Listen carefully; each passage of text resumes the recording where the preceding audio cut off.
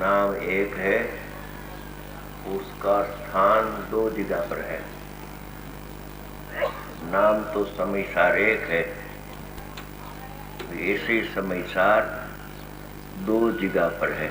एक तो ये समयसार है शुद्धात्मा, अपना शुद्धात्मा।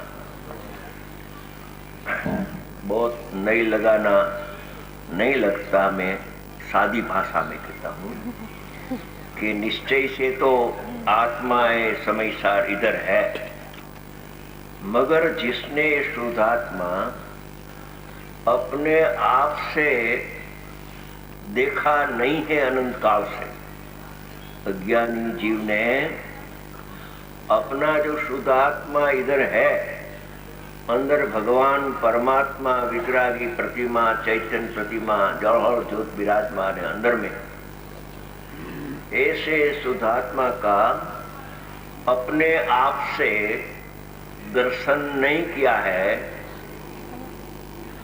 उसके लिए ये समयसार की रचना हो गई है। अपना शुद्धात्मा को दिखाने के लिए ये समयसार की रचना हो गई। ये समयसार अभी भारत का ये भगवान है, अद्वितीय है। आज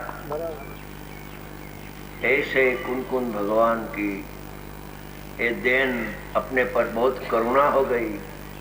कोई तो देह को आत्मा मानता था, कोई कर्म को आत्मा मानता था, कोई राग को आत्मा मानता था, कोई शास्त्र ज्ञान, इंद्रिय ज्ञान, भाव